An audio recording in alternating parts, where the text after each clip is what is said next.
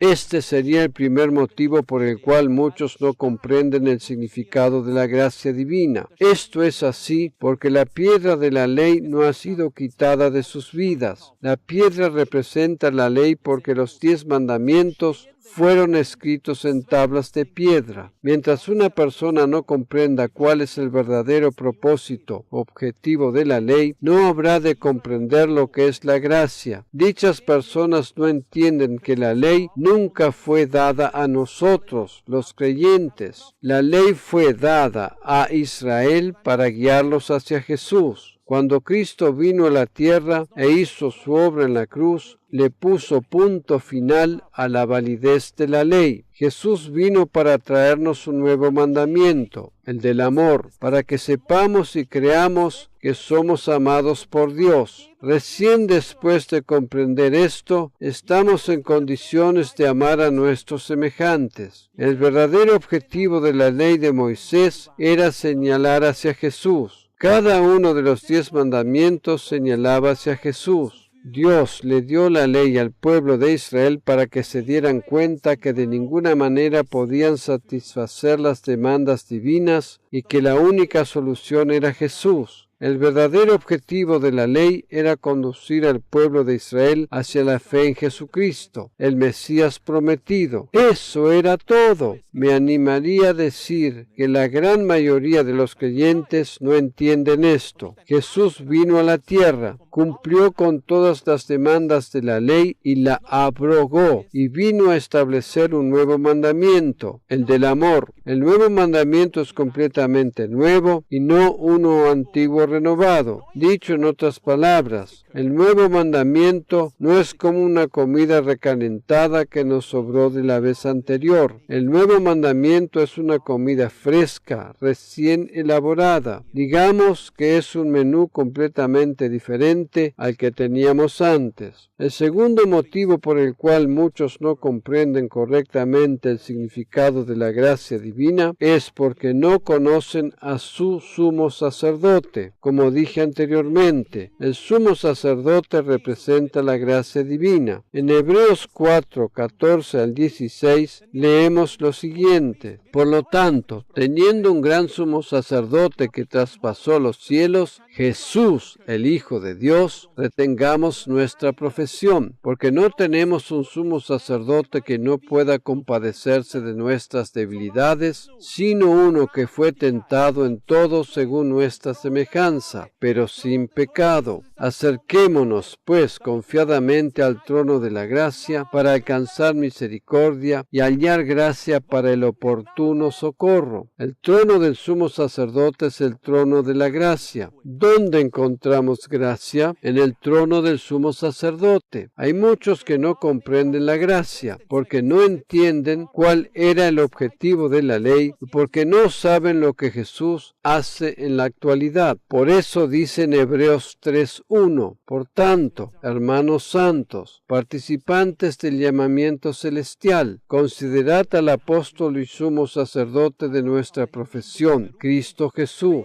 De acuerdo al diccionario de la Real Academia Española, el término considerar significa pensar sobre algo analizándolo con atención, dedicar atención a alguien o algo, tener un concepto elevado de alguien y tratarlo de acuerdo con él. En otras traducciones encontramos también la expresión fijar la vista en. Eso es precisamente lo que nos insta a hacer este versículo, o sea, a pensar detenidamente y poner especial atención en lo que realmente significa que Jesús sea el apóstol y sumo sacerdote de nuestra profesión. En definitiva, a poner nuestros ojos solo en Jesús. Cuando miramos a Jesús, estamos poniendo nuestra mirada en la gracia y entendemos su significado. Cuando nos allegamos a nuestro sumo sacerdote, estamos allegándonos así a la gracia. Cuando comprendemos la labor del sumo sacerdote, comprendemos la gracia. Cuando reconocemos al sumo sacerdote Jesús, reconocemos lo que es la gracia divina. Es interesante tener en cuenta que el término considerar en el idioma griego es todavía más profundo, pues implica estudio y análisis profundo y no algo solamente superfluo. Por tal razón, consideremos, analicemos, tengamos en cuenta y profundicemos en el estudio sobre Jesucristo como nuestro sumo sacerdote. Estas serían las dos razones principales por las cuales muchos no están en condiciones de comprender y aceptar la gracia divina. Es de vital importancia comprender cuál es el ministerio actual de Jesús. El profeta tiene la misión de traer un mensaje de parte de Dios a la humanidad. Esto es lo que hizo Jesús en su primer ministerio cuando vino a la tierra. Jesús vino a la tierra con un mensaje celestial. Eso le convirtió en profeta, pues el profeta es el que trae un mensaje divino para la humanidad, un mensaje de parte de Dios para los seres humanos. Eso es lo que hace un profeta, mientras que un sumo sacerdote representa a los seres humanos delante de Dios e intercede por ellos. Allí radica la diferencia. Cuando Jesús vino por primera vez a la tierra, trajo un mensaje de parte de Dios para Israel. Él operó todo el tiempo como profeta y cumplió tal ministerio hasta el final. Él vino a la tierra con un mensaje divino para Israel en primer lugar y por ende también para toda la humanidad. Jesús vino a la tierra a transmitir un mensaje divino para el ser humano. Sin embargo, en la actualidad, Él es quien representa al ser humano, más específicamente al creyente, delante de Dios. Por tal razón, debemos tener sumo cuidado cuando viene alguien diciendo que tiene una palabra profética para darnos. En cierto modo, y esto es absolutamente correcto, Jesús fue el último de los profetas. En Hebreos 1 dice que Dios, habiendo hablado muchas veces y de muchas maneras en otro tiempo a los padres por los profetas, en estos postreros días nos ha hablado por el Hijo. Jesús fue el último de los verdaderamente llamados profetas, quienes traían un mensaje divino a la humanidad. Naturalmente, que el Nuevo Testamento habla del ministerio completo, entre los cuales menciona también el profético, pero esencialmente estos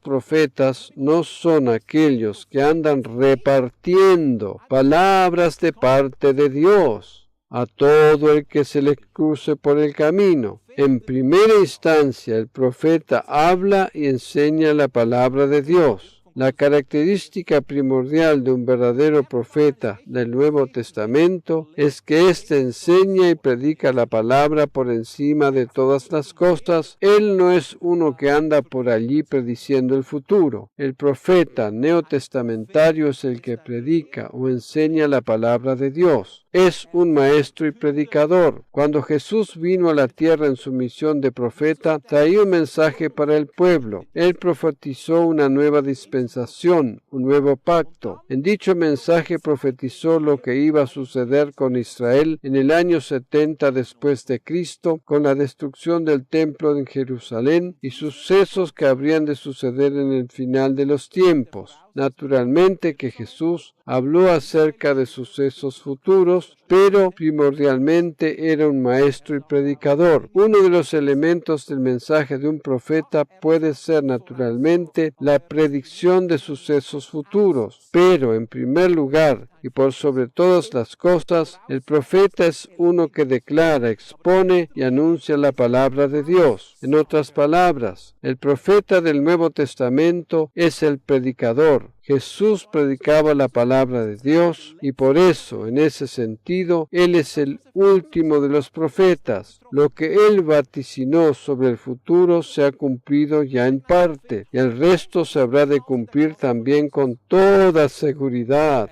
Por esa razón es que un profeta de la actualidad nunca jamás puede estar al mismo nivel que Jesús. Un profeta de la actualidad es uno que habla palabra de Dios, que edifica, que alienta, que consuela. Naturalmente que también puede darle a alguien una palabra personal, pero no es uno que anda repartiendo palabras personales a todo aquel que se le cruza por el camino, diciendo que es un enviado especial de Dios para darle palabras especiales a las iglesias, diciéndoles cuál es su misión. Esto no tiene nada que ver con lo que es un profeta del Nuevo Testamento. Cada iglesia y cada pastor sabe perfectamente cuál es la misión que Dios le ha encomendado. Nosotros aquí sabemos perfectamente cuál es el mandato que Dios nos ha encomendado como iglesia. Él nos ha dicho que llenemos este lugar y el entorno donde nos encontramos con el aroma de la gracia divina. Por eso digo que todo aquel que recibe una palabra profética especial debe probar primero si esa corrobora o confirma lo que cada uno recibió en su corazón directamente de parte de Dios. Olvídate de aquellos que andan repartiendo palabras proféticas a diestra y a siniestra. Olvídate de ellos. Todos aquellos que dependen de que alguien les dé una palabra profética están poniendo su atención en ese ser humano, quitando sus ojos del buen pastor. Hay muchos que, a causa de determinadas palabras proféticas, han sido guiados por caminos incorrectos. Jesús es el profeta por excelencia. Escuchemos lo que Él tiene para decirnos. Escuchemos a nuestro buen pastor. Llegado el caso que recibamos de alguien una determinada palabra profética y ésta no coincide con lo que sentimos en nuestro interior, sino que por el contrario nos produce una sensación de malestar, debemos dejarla de lado haciéndole caso omiso. Olvídate de ella. Toda palabra profética que recibamos debe confirmar o coincidir con lo que ya sabemos en nuestro interior. Si no es así, no debemos darle ninguna importancia. Jesús fue el profeta por excelencia y cumplió perfectamente tal ministerio. La profecía actual tiene que ver con la edificación, consolación, fortalecimiento, etc. Dicho sea de paso, todos nosotros como creyentes estamos en condiciones de dar palabras proféticas.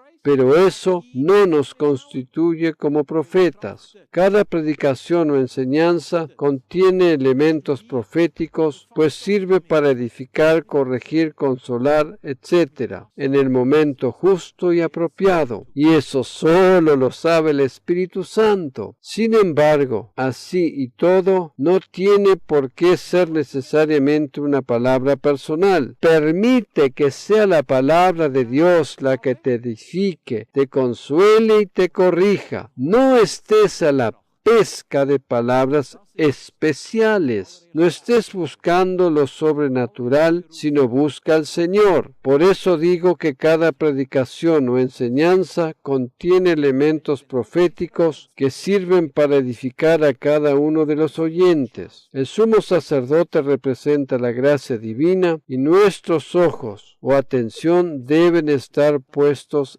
en Él. Considerad, poned atención, fijad vuestros ojos, ocupaos con el apóstol y sumo sacerdote de nuestra profesión, Cristo Jesús, y con el ministerio que Él ejerce en la actualidad. Nuestra tarea primordial como creyentes es ocuparnos con el estudio del ministerio de nuestro sumo sacerdote, Cristo Jesús. Este es el máximo llamado que tenemos como creyentes. Cuando reconocemos a nuestro sumo sacerdote, reconocemos la gracia divina. Cuando le contemplamos, estamos poniendo nuestros ojos en su gracia. El ministerio actual de Jesús es el del sumo sacerdote. El sumo sacerdote es quien representa al ser humano delante de Dios. Un profeta es aquel que transmite un mensaje divino al ser humano. Sin embargo, el sumo sacerdote es quien representa al ser humano delante de Dios. El ministerio actual de Jesús es representarnos delante de su Padre. Jesús está intercediendo por nosotros en este preciso instante. Esta es su tarea. El sumo sacerdote representa a los creyentes delante de Dios e intercede por ellos. El sumo sacerdote presenta ofrendas delante de Dios. Jesús, como sumo sacerdote, presenta en primer lugar su propio sacrificio sacrificio como ofrenda perfecta. El sumo sacerdote también intercede por su pueblo. Jesús está intercediendo por nosotros en este mismo momento. Él ora por nosotros. ¿No es maravilloso saber que Jesús está intercediendo por nosotros y que nos está representando delante de su Padre? Jesús hace esto para que nosotros no erremos al blanco, alcancemos la meta. En el mismo momento en que pecamos, Jesús se presenta delante del Padre e intercede a nuestro favor. En el momento en que flaqueamos y caemos, Él se levanta y nos defiende. Dios sabe que cuando su Hijo está intercediendo a favor de una persona es porque ésta está inscrita en el libro del Cordero. Dios no toma en cuenta el pecado de aquella persona por la cual está intercediendo su Hijo. ¡Aleluya! En la actualidad circulan muchas doctrinas erróneas acerca de la gracia divina, y estas son proclamadas por denominaciones enteras y enseñadas a su vez en sus escuelas bíblicas. Algunas de estas falsas doctrinas sostienen que Jesús no llevó todos nuestros pecados cuando hizo su obra en la cruz, sino que solo logró allí la posibilidad de que estos nos fueran borrados. Aquellas personas que se oponen al mensaje de la gracia, quienes pertenecen a determinadas corrientes teológicas, llegan incluso a decir que si bien Jesús cargó nuestros pecados sobre la cruz, no los quitó, y por lo tanto es necesario el continuo arrepentimiento de nuestra parte. Esto es una bofetada en el rostro de nuestro Señor Jesucristo. Esta doctrina errónea está alcanzando cierta popularidad, especialmente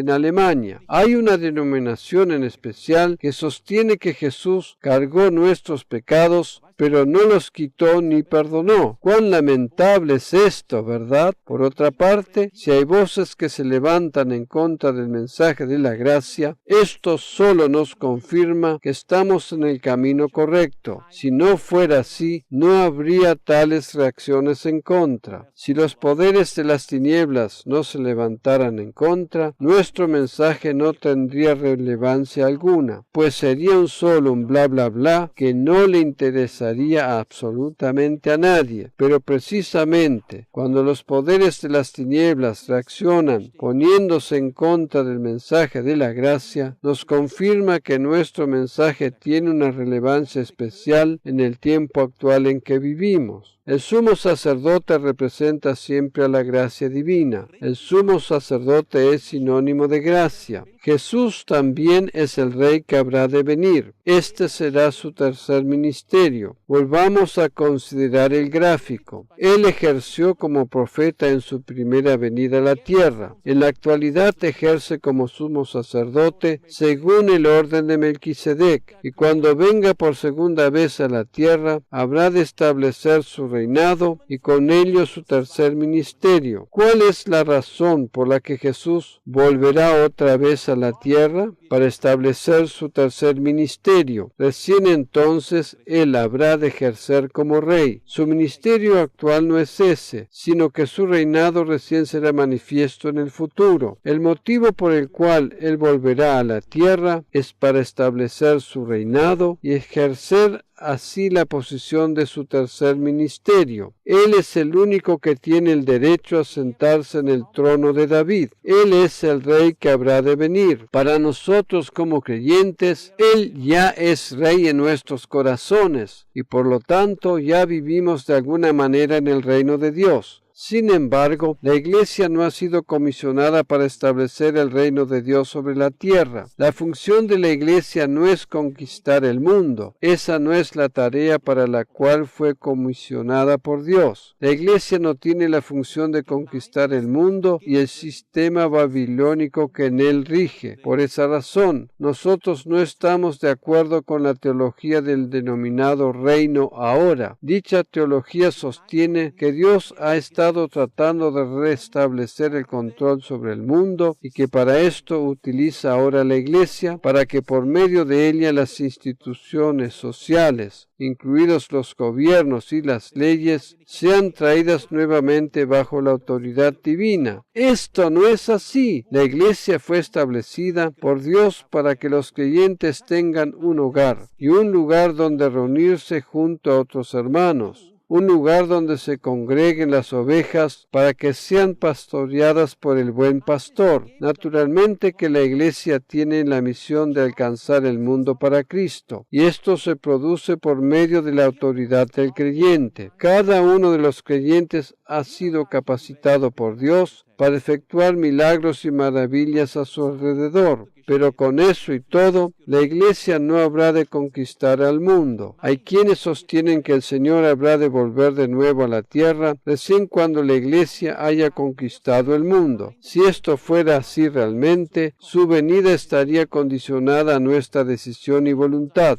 y no en relación a su tercer ministerio. Los creyentes ya nos encontramos dentro del reino de Dios, pero así y todo, no tenemos el derecho de establecer su reino sobre la tierra, pues esta es la prerrogativa que le corresponde solamente al Mesías. Por eso, este periodo de tiempo de 1000 años, que habrá de venir en el futuro denominado milenio, es llamado también el reino mesiánico. Sería terrible que la venida del Señor dependa de nosotros, ¿verdad? Yo dejaría de ser pastor entonces. Por favor, es imposible que la venida del Señor dependa de nosotros. Esto no es así de ninguna manera, pues el Señor habrá de volver a la tierra en el momento preciso. Cuando llegue ese momento, Él habrá de volver como Rey. Mientras tanto, la misión de la Iglesia es ser luz sobre la tierra y un puerto seguro para todos aquellos que conocen la salvación. La Iglesia es el puerto seguro para dar cabida y contención a las ovejas, evitando así que éstas tomen caminos equivocados. En este último tiempo antes del regreso de Cristo a la tierra, la revelación acerca del buen pastor irá aumentando cada vez más. El pasaje de Jeremías 23, el cual en sus primeros versículos habla acerca del buen pastor, habrá de tener una importancia fundamental en este último tiempo. Las ovejas no habrán de tener ningún tipo de necesidad porque Jesús es su buen pastor. Él es nuestro buen pastor. Esa es su misión primordial. Es interesante tener en cuenta que todos los pasajes que nos hablan del buen pastor ponen el énfasis en lo que el pastor hace y no en lo que la oveja tiene que hacer. Ya sea en el Salmo 23, o en Juan 10, o en Isaías 53, o en 1 Pedro 2, todos estos pasajes que hablan de lo que el buen pastor hace o habrá de hacer por sus ovejas, y no lo que las ovejas deberían hacer. Jesús dijo: yo soy la puerta, conozco mis ovejas, yo les doy vida, yo doy mi vida por ellas. Yo las llamo por nombre y ellas me siguen. Lo único que la oveja tiene que hacer es escuchar la voz del buen pastor. Todos los pasajes mencionados hablan de que Él es quien hace algo por las ovejas. La iniciativa siempre parte de Él. Jesús habla de lo que Él hace por las ovejas y no de lo que la oveja debería hacer. Esto es lo que le convierte en el buen pastor.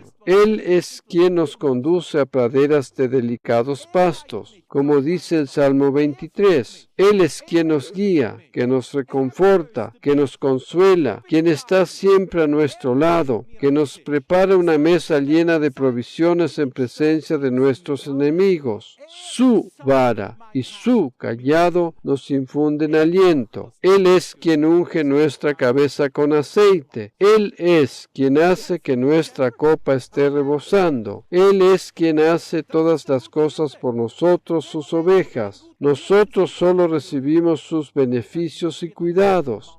Él es el buen pastor. Cuando reconocemos a Jesús como nuestro buen pastor, no nos faltará ningún bien. Él es quien cargó nuestros pecados sobre su cuerpo en la cruz. y no solo los cargó, sino que los perdonó. Su obra en la cruz es perfecta. Él es quien sana nuestras dolencias o enfermedades, como lo describe Isaías 53. Los versículos 4, 5 y 6 enumeran todo lo que Jesús cargó en la cruz en nuestro lugar. Y en el versículo 6 dice que todos nosotros nos habíamos descarriado como ovejas, apartándose cada cual por su camino, mas toda la culpa de nuestro pecado fue puesta sobre él. En otras palabras, haciendo un resumen de todo esto, lo que nos muestran estos pasajes es que si no reconocemos a Jesús como nuestro buen pastor, nos descarriamos como ovejas. Sin embargo, cuando le aceptamos como el buen pastor, Él hace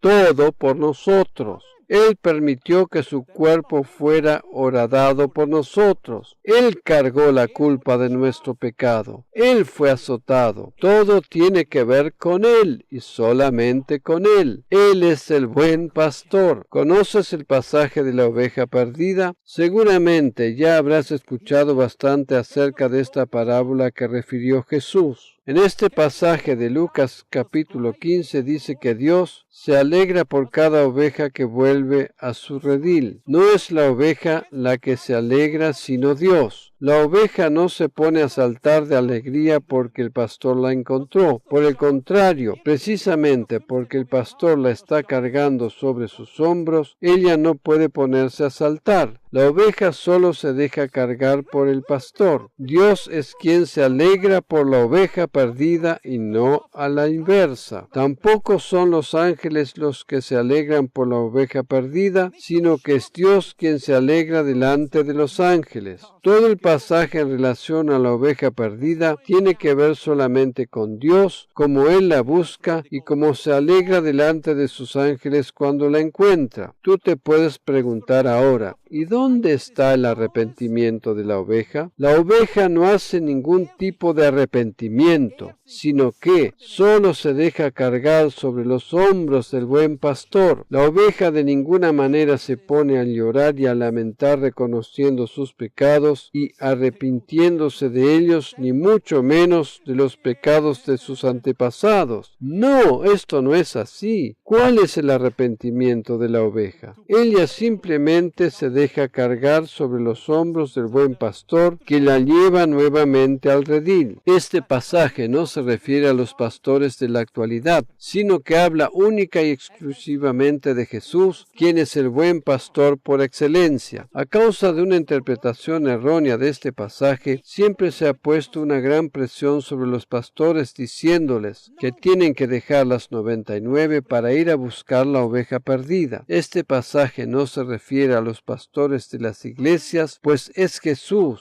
el buen pastor, quien sale a buscar la oveja perdida. ¿Qué hace un pastor si son 30 las ovejas perdidas? De ninguna manera puedes dar abasto, ¿verdad? Cuando se habla del pastor que tiene que salir a buscar una oveja perdida, dejando las 99 en el redil, parecería como que podría ser factible, naturalmente con bastante esfuerzo. Pero, ¿qué sucede si las ovejas perdidas son muchas más? Como dije, este pasaje no describe al ministerio pastoral humano, sino es la descripción del buen pastor por excelencia, quien es Jesús. Dicho sea de paso, la oveja perdida es la que estaba descarriada y no la que estaba dentro del redil. Esta oveja representa al pecador que encuentra la salvación. Todas estas parábolas hablan del pecador que encuentra la salvación. Con estas parábolas Jesús no se está refiriendo al ministerio pastoral ni tampoco al ministerio de conserjería como quienes tuvieran que estar corriendo siempre detrás de las ovejas descarriadas, porque eso es absolutamente imposible. Jesús es quien se encarga de que la oveja llegue al redil. A propósito, esta parábola presenta una gran revelación acerca de lo que es el verdadero arrepentimiento, lo cual es nada más ni nada menos que dejarse cargar por la gracia divina. En resumidas cuentas, es ir hacia la gracia y dejarse llevar por ella. Verdadero arrepentimiento, teshuva en hebreo y metanoia en griego, es cambio es cambiar de forma de pensar y dejarse cargar por la gracia divina. Algo más que desearía agregar antes de culminar, lo cual tiene que ver con algunos factores decisivos en cuanto a la relación oveja-pastor. Primero, las ovejas necesitan un pastor. El pastor es uno que conduce, que va por delante marcando el camino, y no un cowboy o un vaquero que va arreando y empujando por detrás. Aunque este ejemplo parezca un tanto gracioso, la cosa es realmente así. El vaquero va por detrás y estimula, mayormente con violencia, a los animales para que echen a andar, para que sigan caminando, para que aviven el paso, mientras que el pastor es quien va adelante conduciendo al rebaño y marcando el camino a seguir. Desde la antigüedad el pastor ha sido considerado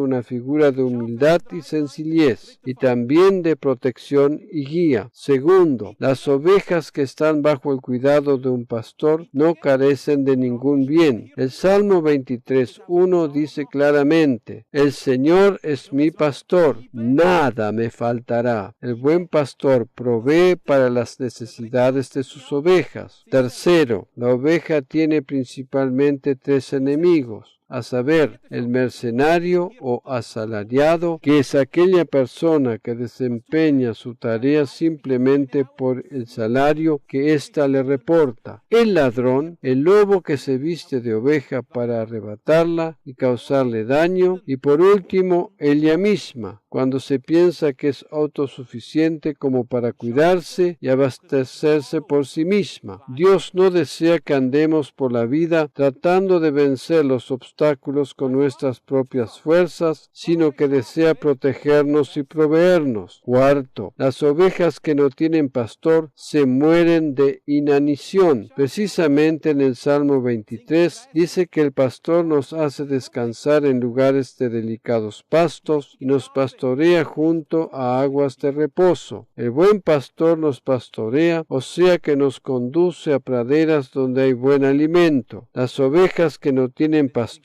se mueren de hambre, puesto que ellas necesitan alimento y no pueden buscarlo por ellas mismas. Quinto, las verdaderas ovejas siempre tienen un apetito voraz. Siempre tienen hambre. Las ovejas de verdad no pueden estar a dieta. El verdadero creyente siempre tiene hambre y no puede estar a dieta espiritual. A las ovejas les agrada estar paciendo sobre una fresca pradera. El hambre espiritual es una fuerza que incita a buscar el cuidado del pastor. Sexto, las ovejas conocen la voz de su pastor y no siguen a otras voces extrañas. Hay muchos creyentes que siempre están buscando escuchar alguna voz externa, sin darse cuenta que el buen pastor les habla en su interior. Las ovejas no se dejan convencer por cualquier otra voz que les diga algo, pues ellas son expertas en reconocer la voz de su pastor y la identifican perfectamente entre un montón de otras voces extrañas. Séptimo, aquellas ovejas que son apacentadas son ovejas bendecidas. Se puede reconocer de inmediato si una oveja está apacentada o no. Séptimo, aquellas ovejas que son apacentadas son ovejas bendecidas. Se puede reconocer de inmediato si una oveja está apacentada o no. Las ovejas apacentadas no son solo bendecidas, sino que precisamente porque son apacentadas, son también productivas. Toda oveja cuidada y bien alimentada produce un buen rendimiento. La voluntad de Dios es que experimentemos incremento financiero. La característica de una oveja bien cuidada y alimentada es su rendimiento. Cuando se la esquila, la lana vuelve a crecer. Este es el otro simbolismo de la continua provisión divina en nuestra vida. La oveja que está apacentada correctamente produce buen rendimiento, precisamente porque no tiene ningún tipo de carencia. El Señor es nuestro pastor y nada nos habrá de faltar. Alabado sea el Señor. Por encima de los tres ministerios de Jesús, por sobre ellos, como si fuera un manto que los cubre, hay algo que se destaca continuamente, y es que Él siempre es el buen pastor que cuida y alimenta a sus ovejas. Amén.